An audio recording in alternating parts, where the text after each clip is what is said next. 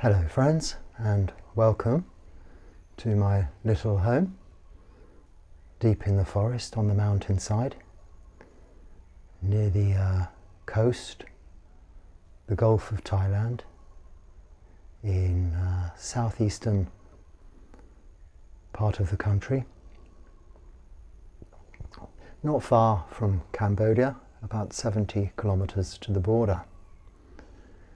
And this little wooden hut made of slats, as you can see, that are open apart from some mosquito mesh, and it's raised on stilts to keep it off or legs to keep it off the ground, being as it's in the forest with many creatures, and it has a little veranda on the outside. It's only about 2.5 meters by 4.5 meters in size, which is actually the measurements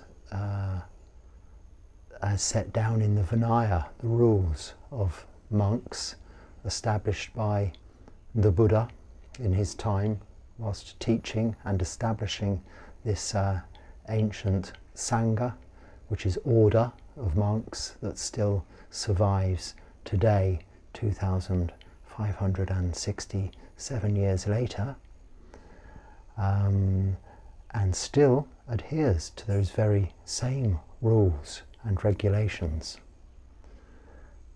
Today I want to talk about our home, our true home, our settlement, our place of refuge, dwelling, where we abide, where we find security and where we find happiness. This kind of hut on legs in a forest is called a kuti. This is the Pali word for a little monk's house. Not a little monk, a little house for a monk. And they are usually part of a monastery, a forest monastery, or a wat pa in this country, Thailand, dotted amongst the shady, deep part of the forest, in order that practicing monks can have seclusion, solitude, away from the outside world as far as possible, but still close enough to be supported. And there is a temple at the top of the mountain, a sala at the base, the temple for afternoon, evening chanting, and various ceremonies, including the monthly recitation of those rules and regulations I just mentioned, which took place again a couple of days ago. And the sala, where we receive offerings of food, but usually after we've gone on alms round into the village, which is about 2.5-3 kilometers away, the nearby small town, walking with bare feet each day with this bowl to collect that food, returning to eat it in the sala after the lay people have received blessings, maybe given some more offerings of requisites like things we need, toothpaste, whatever, soap, buckets, brooms. Actually, we have a special monk here who makes brooms, but other devices maybe for cleaning. These things are all provided by the lay people very kindly. This is called dana, this is support, this is giving, because this is one of our greatest virtues that we can develop, that aspect of giving. But back to the subject matter in hand, our true home. Now, I didn't always live in a home like this. In fact, just recently I came from a large city monastery where there was 108 monks. The last time I spent a vasa, which is the 3-month rainy period or monsoon season in India, where the monks, all monks in this tradition, Theravada Buddhism, have to stay in the same place for that 3-month period, from usually the full moon of July until the full moon of October, approximately 90 days, in order that they stay in one place and are not roaming the countryside in the rain, damaging the ground and also themselves through the exposure to the elements. The rest of the time, once a bhikkhu, a fully ordained monk, has gone through his initial period of training, the monk can go wandering on something we call tudong.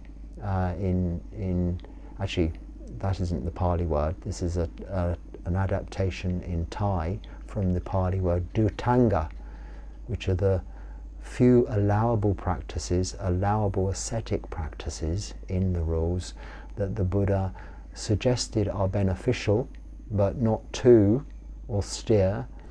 As you may or may not know, the Buddha practiced for 6 years the most severe and brutal form of austerity and practices of really absolute renunciation, even to the extent of going to eating just 1 grain of rice a day until he was emaciated and on really the last threads of existence through the suffering he caused himself for 6 years, to really try and find if this was where enlightenment, ultimate contentment, happiness can be found. To no avail, just a whole lot of suffering. And he decided on his way to go and meet up with his friends that this wasn't the way forward, and having taken some nourishment and sat under a tree, he then became enlightened. But having proven that and then establishing the Sangha with these rules, he found there were certain practices that were beneficial to meditation, to increasing wholesome mind states and reducing what we call unwholesome mind states that are often referred to in the Pali word as kilesas, that are the defilements of our minds. The root causes of those defilements being really greed, hatred and delusion.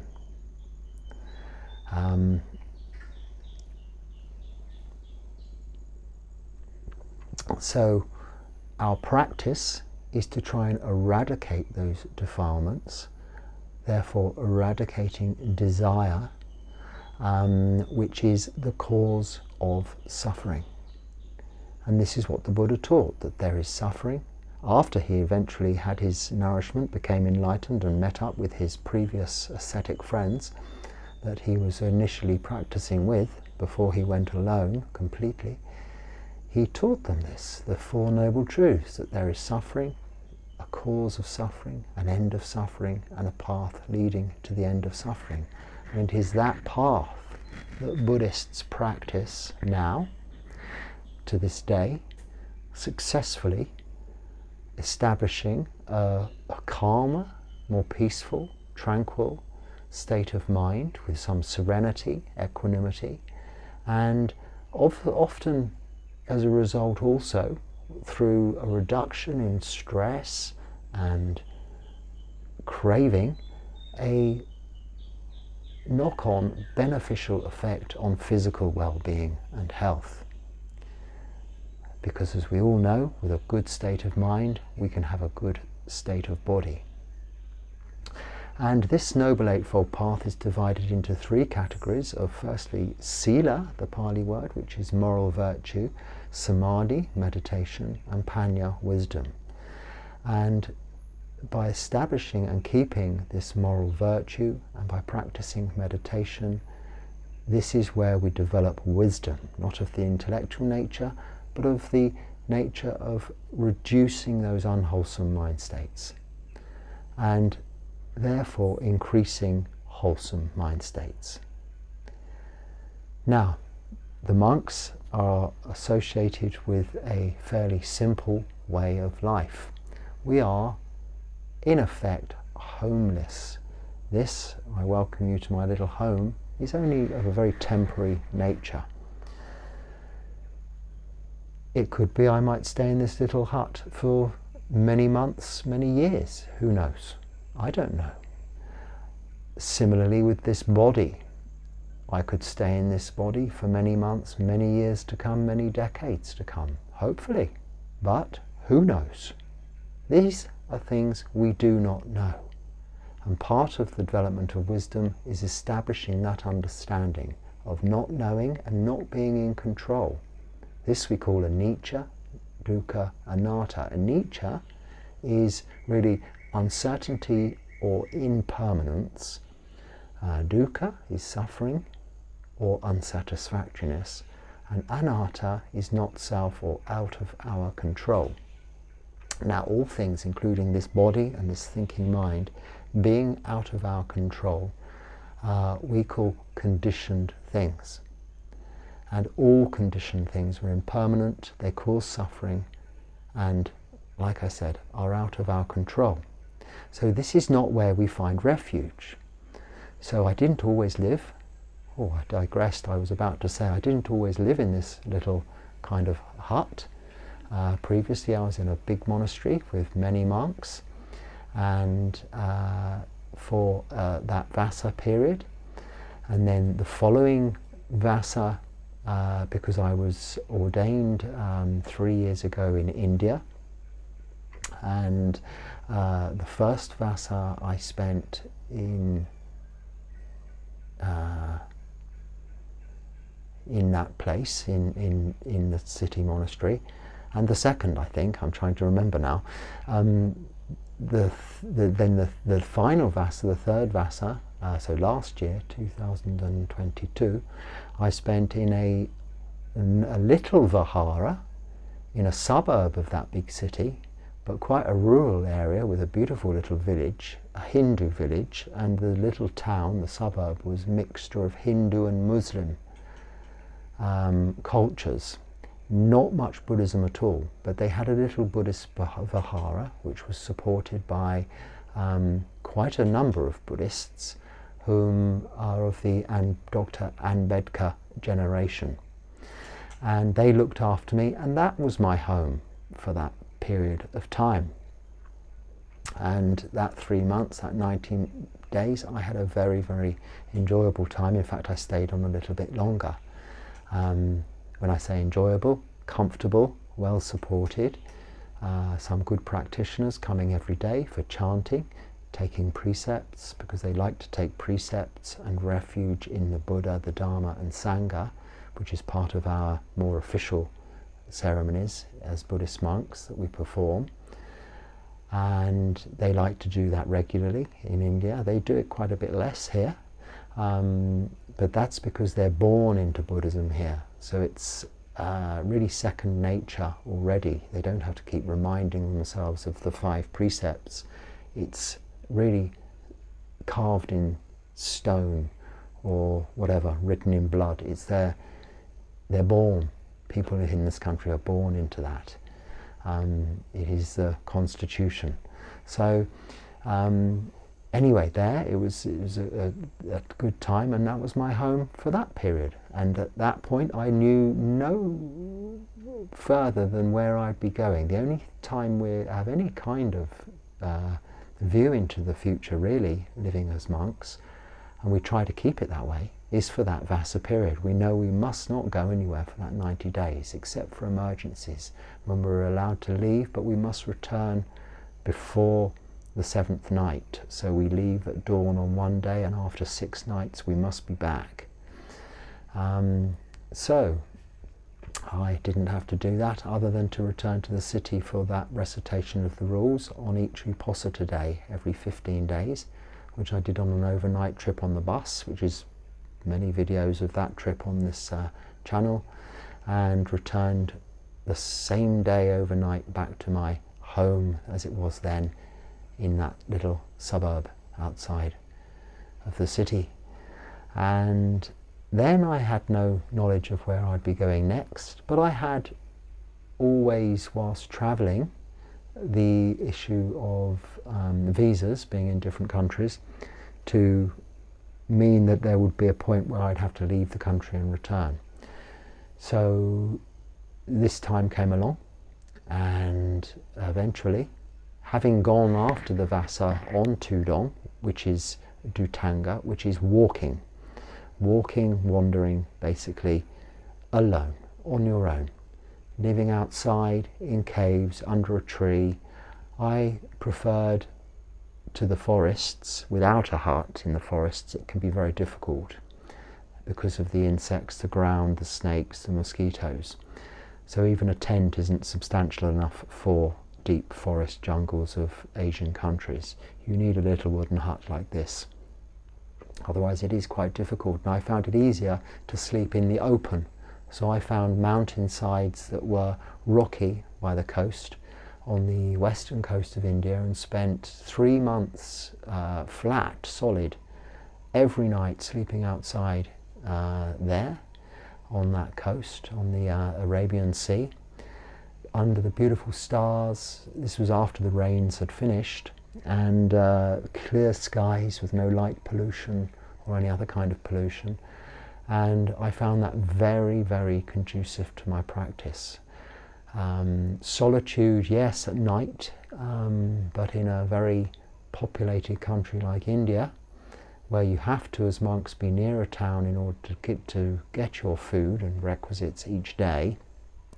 We're not allowed to store food overnight. Because of that reason, you're never far away from people.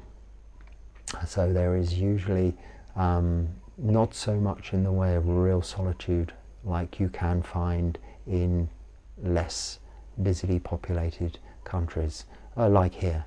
And also places like here are set up a little bit more so that these forests are protected, and really no one can really come in here other than the monks and any lay people that are visiting the monastery and who know the rules of what goes on here and how it works. So this is now where I am and where I will be for the next Vassa, and this is what now I call my home. And I say it again, it wasn't always my home. Before I became a monk and before I came to India, well, before that I was in Thailand for some 5 years, off and on, back and forth to England. And at that time in England I lived in a little van on the beach, the same beach, for about 3 years, and never really moved the van. I had the inclination to go travelling the coasts of England in the first instance, but found it was such a conducive spot for my practice again, there was no need to be going out looking for anything else. So I stayed on one spot for about 3 years, apart from when I was here in Thailand, staying at the monastery not far from here, where I first really got my training and practice together. And before that, well, a long story, my life, but I had different properties and things. But at one stage in my life I lived in a big house and had a big family. And you know, we talk about rebirth and we talk about past lives. Well, I've had many past lives and rebirths in this life. If I were to write a CV for a new employer, potential employer, I'd have to really just put the bits that were relevant to the new employer, because I've done so many different jobs. I had a career and a main career, but in between times through school, college, I'm 55, and when I was young you could start working part-time jobs on a Saturday from 7 years upwards. You know, I think there are restrictions on that now, but my first job was in a shop, in a butcher's shop, which would be not allowed as a Buddhist now. That's against the precepts. It's wrong livelihood. It's not against the precepts, but it's wrong livelihood in terms of the Noble Eightfold Path to work in a butcher's shop. But that was my first proper job, which I did for some few years. Most of the things I've done in life have been for about 3 years. It seems to be a magic number. And anyway, that's what I did until I got a little bit older and was in secondary school, and then, you know, various jobs from there on, and then in college during the holidays, different jobs and all kinds of things. But each time when you think about it, it is another rebirth into a different existence. For instance, once I was an estate agent, and then I went into financial services, then I went into actually trading products of investments, all rebirths. I was married, divorced and remarried. It's like a new life, isn't it? It's rebirth. You move home, you move house, you move location. It's like rebirth. Now this is what we kind of call rebirth within this lifetime, and it's sometimes easier for people to associate their practice and their ideas around that more than the idea of rebirth after their death, because of this something is something that is not as tangible. Unless you can experience, and this can be done, you can experience previous lives prior to this birth through really deep states of samadhi meditation. This is possible, this is attainable, to be able to recall previous lives. So now, of course, if you can do that, you have no doubt about rebirth in the future, because you know you've had countless births in the past. But if not, then it requires some belief. And this practice of Buddhism is not about belief, it's not about praying or hoping or worship. It is about the facts and the truths that the Buddha, a teacher, a human being, taught his disciples, the then monks, and now the modern day Sangha of monastics. Monks we call bhikkhus, and nuns we call bhikkhunis, and of course training monks, anagarikas, nuns, and samaneras, novice monks, samaneras, I think samaneries for novice nuns, and then the bhikkhus and bhikkhunis, who are this modern day Sangha of ordained monastics. The lay people are their support. So we have monks, nuns, laymen, lay women. Very important that that fourfold assembly is intact. Without one or the other, it's like a table with a leg missing. It becomes unstable. This is why we don't just go and live in solitude on a mountain forever and grow our own food. This is why we stay in or near a community of lay people. And then within a micro community in itself of monastics, either a huge monastery like I was in, not huge, but a monastery with many monks in a city in India, or in this kind of arrangement, or of course when I was on Tudong, alone in solitude, but returning, as is in our rules, every 15 days to my main big monastery of many monks. Now this is to keep our friends, we call it Kalyanamita in the Monastery, in the Pali. What was that word that came out? Kalyanamita in the Pali. That is noble friendships, or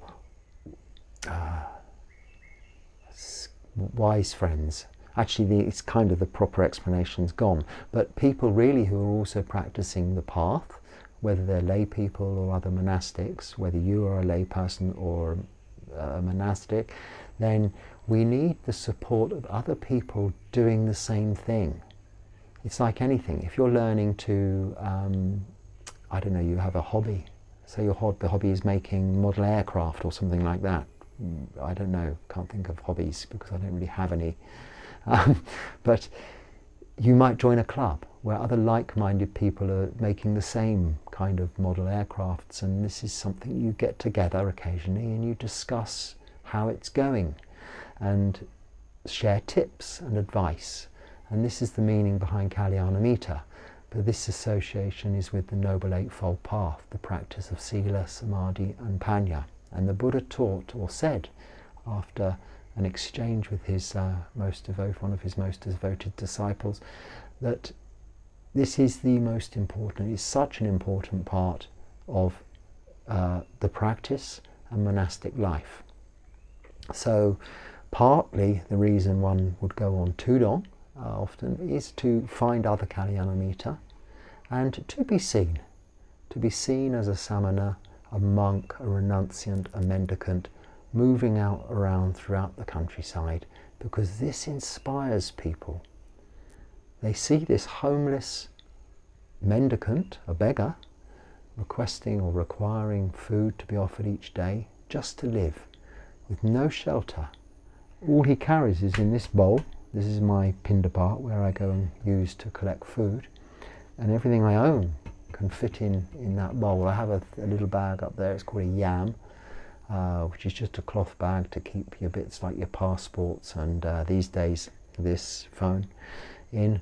But it all squeezes in there, because if you get caught in the rain, it needs to, because we don't have, you can have an umbrella, but you know, these rains can be heavy. In there it stays dry with the lid on.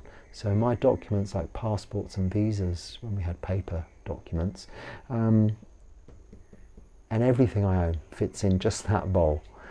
This is renunciation, yes? Nekama is the Pali word. And part of this practice for monks is that. And what we renounce is everything. So once I had a big home and a big family. Now, I didn't literally renounce my family and my big home by way of changes in circumstances and, let's say, rebirth in this life. We parted company, eventually divorced, the children grew up, the house was not needed, and I gradually was reducing the scale of things and also reducing what I was doing to pay for the scale of things. We grow up to achieve goals and aspire to more, getting more, developing. And this is all part of our tendency, our human nature. This is really what got modern civilization to where it is today. Buddhism, however, is really, the practice of Buddhism is about letting go. In order to know desire, you need to let go of what you think you need, but really it's just what you want, not what you need. And lay people don't have to give up their homes, their families, and all of their worldly possessions and become monks or nuns. No. But the monks and nuns do. And by that action, they show, by example, that you can find contentment in very little. You can find happiness, which is the result of contentment. And the best contentment is that you find through no material things.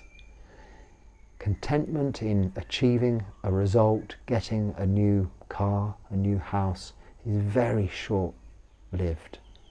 The minute you drive a new car from the showroom, you're worrying about it. It is no longer new, and you may be even thinking about the next new car. The same with all things that we work hard to strive to buy. And by gradually becoming a meditator firstly, and then discovering the teachings of the Buddha, and then looking into Buddhism more closely and at the different traditions that are all available, and all of that confusion that you might find in the first place, and complexities, because even a religion can become more complex. Everything, there is a tendency towards complexity. This is the nature of the universe. So even the simplest of teachings over the years becomes more and more complicated as different layers of commentary and explanations and detailed analysis gets added on. But the core teachings of the Buddha remain the same, simple. Four Noble Truths: suffering, end of suffering, suffering, cause of suffering, and end of suffering, and the path leading to the end of suffering. That path of sila, moral virtue, samadhi, meditation, and panya, the development of wisdom, remains the same. And by adherence to this, we can see that we can find in very little contentment. But we are always still going out, we're always looking for the next thing, because this is what needs to be trained. And I spoke recently of the 12 links, independent origination, being the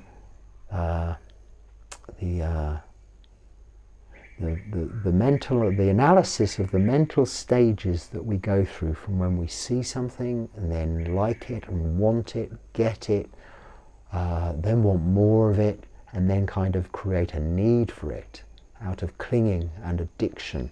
And this is where addiction really gets us.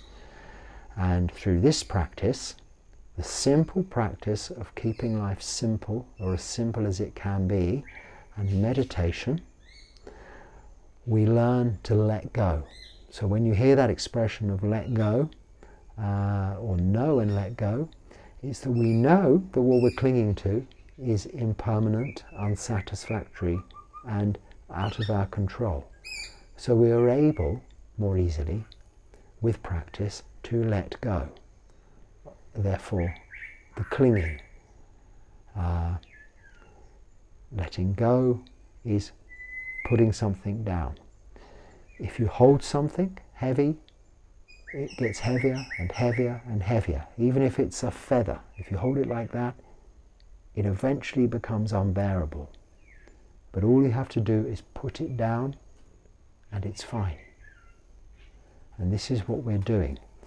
So Buddhism isn't about going out seeking, let me rephrase that, liberation isn't about going out seeking, acquiring knowledge, finding teachers, finding monasteries, temples, ashrams, holy places, temples, countries.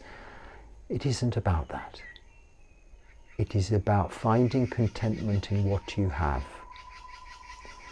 Now, one way I found to do that most easily, and it's really part of these teachings of the Buddha, was through renunciation.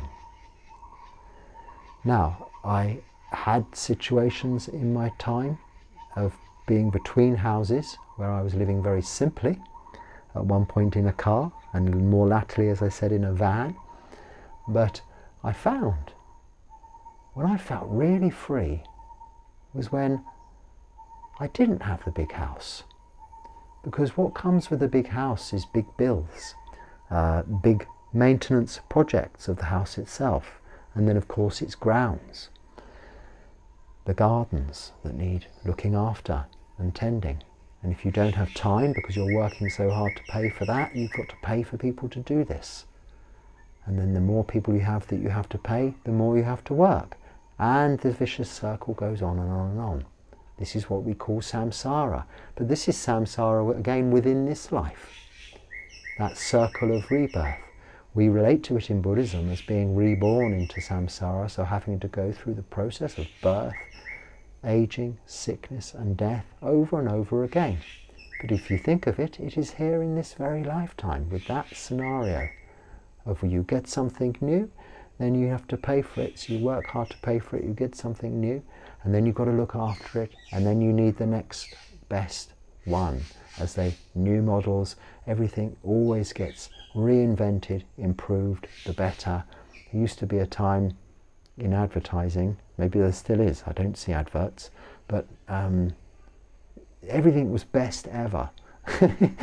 Soap powder, best ever this, best ever. And I used to think, when is it ever going to end? If this is the best ever, what was wrong with the last packet of soap powder? You know, you'd kind of think, new formula, best ever. Well, you better get rid of the old stuff, it's no good anymore. But when's it going to... Well, it did end, didn't it? Because I'm sure they're not still saying that. Maybe they are. Maybe we fall for that. But we don't need people to trick us. We trick ourselves. We always think that better is around the corner. Grass is always greener. We trick ourselves, our minds trick us. And what is it that's tricking us? It's desire. Because desire is a liar. We're constantly going out through our sense doors, windows,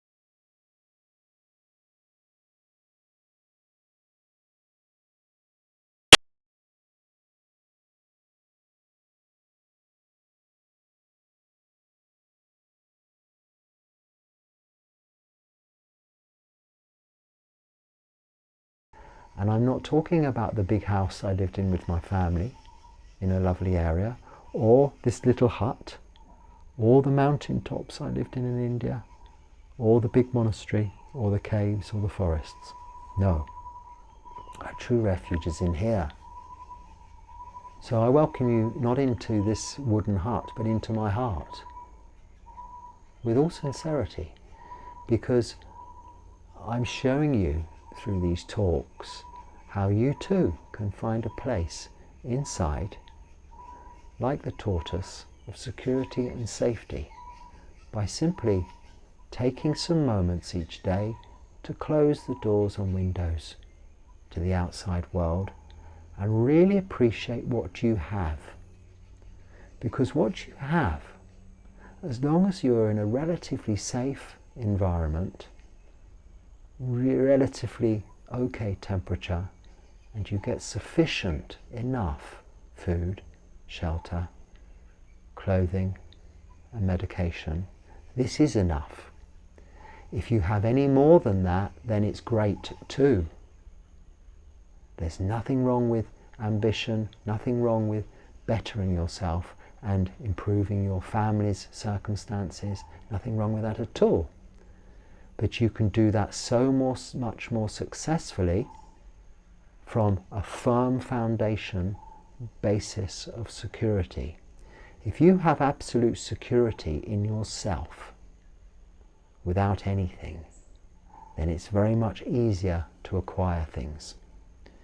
If you are very insecure in what you have or don't have, then the nature of your going out and getting becomes more desperation than acceptance.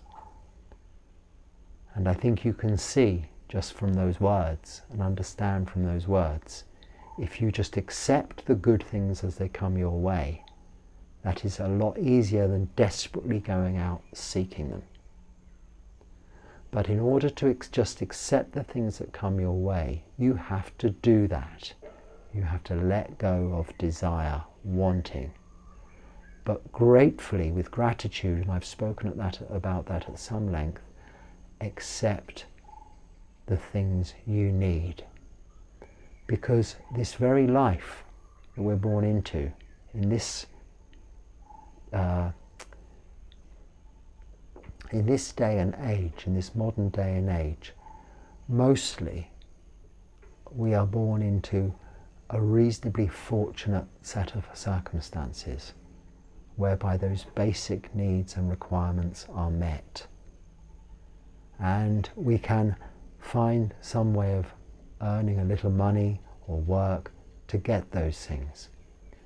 But when we are really striving and out of desperation seeking more and more and more of the next best thing, then we are sailing into the wind, we're sailing against the wind. Or more so, we're rowing across the water. It's hard work. Simply let go, turn the boat around, or even just your sail and tack. You can even sail into the wind, going with the flow. Now, although they say Buddhism is going against the stream, it's actually not going against the stream of nature, it's going with nature, with the flow. This is why we love to live in nature as monks. We can appreciate it around us and become part of it. And when you learn that all is within us already, and externally, nature provides everything too, including, as a part of nature, other people, kalyanamita, people on the path, people whom not necessarily are on the Buddhist path, but are generally kind. Humanity, in its majority, is generally kind. We hear terrible stories in the news about the atrocities going on, and that is very sad. But you must remember, in a population, a world population of some, whatever billions it is these days, I don't know, most people are kind. Even the animals only really eat and kill, most of them, what they need. And this is nature, and we are part of nature. We build ourselves up in square condominiums and glass tower blocks, and we have all of this technology and think we're not part of nature. But that is too coming from nature. It is all the four elements of earth, water, wind and fire. It is all solidity, liquidity, gaseousness and temperature. But what traps us is this craving, this desire coming from greed, hatred and delusion. And this raises that temperature. This creates the fire of desire. And there's three words that rhyme very nicely, very beautifully. That is how our mind always tricks us. And that is, the mind is like a liar with the fire of desire. Or maybe it's the other way around. I'm kind of putting some things together and making something up here. But desire, fire, liar. The mind is a liar. We trick ourselves continually because of our desires. And what happens when you want something? You get hot, you heat up. Craving gives you this physical sensation. And the ultimate goal in this Buddhist practice is nibbana. This is a Pali word, nibbana. It doesn't translate into a single word in English. You could translate it or call it ultimate peace, an island. You could call it, it's not a heaven, because it's not full of sensual pleasures and desires, and it is neither permanent or impermanent. There is no time. But nibbana is cessation. It is cessation of all sensory aspects of this existence through the body and the thinking mind. So it is a cessation of seeing, hearing, smelling, tasting, touching and thinking, and the experience of no desire whatsoever. Ultimate contentment. Now, we're not trying to get rid of our desires, because we have good desires too, of course. Desires to give things, desires to help people, desires to improve ourselves and our lifestyles for our families, as well as for ourselves, to make ourselves comfortable. But one must see always, hidden amongst that, where there may be greed. Or see in that where there may be aversion, greed, hatred, if you remember hatred, so whereby you're trying to satisfy desires to get away from something, to avoid something, or, as most often is the case, is distract yourself from reality. This is where the mind, again, becomes a liar, because it's tricking us into thinking, well, if we just watch this next episode of whatever it is, on whatever box set it is, then we won't have to think about whatever it is that's bothering us anymore.